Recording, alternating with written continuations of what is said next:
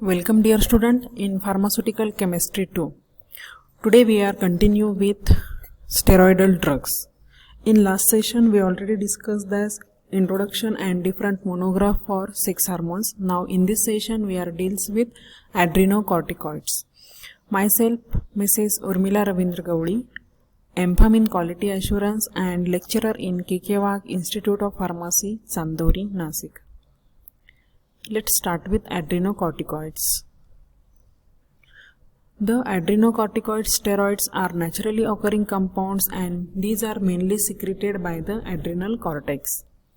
The natural adrenocortical hormones are steroidal molecule and which is produced and released by adrenal cortex.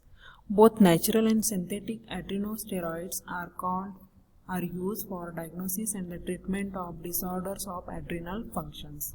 And these hormones also function in regulating the conversion of water by kidney and glucose metabolism respectively.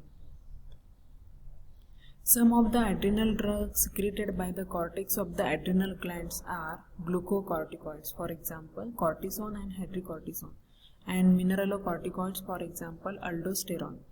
Glucocorticoids are necessary to regulate carbohydrates, lipid and protein metabolism, whereas the mineralocorticoids are mainly concerned with the salt and water metabolism, and these are mainly used to maintain proper electrolyte balance.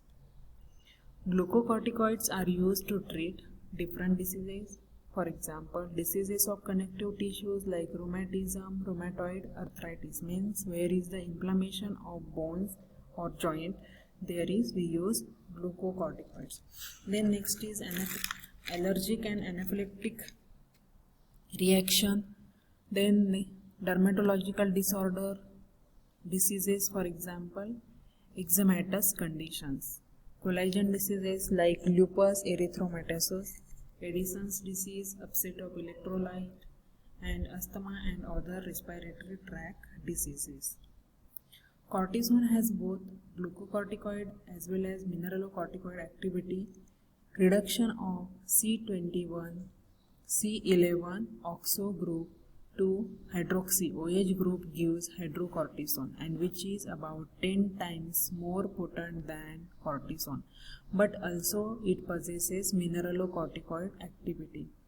To act as a good anti-inflammatory drug or agent, the glucocorticoid activity should possess least mineralocorticoids activity, means for the good anti-inflammatory agent the drug should has glucocorticoid activity. Now insertion of one double bond between C1 and C2 position of hydrocortisone gives prednisolone, and which has decreased mineralocorticoid activity. Similarly, introduction of 9-alpha fluoro group or 17-alpha hydroxy group and 16-beta methyl group gives the compound betamethasone, and in which glucocorticoid activity is increased and mineralocorticoid activity is decreased, means salt retention property is get decreased.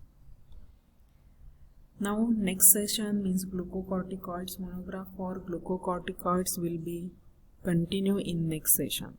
Thank you dear student for attending this introductory session. Thank you.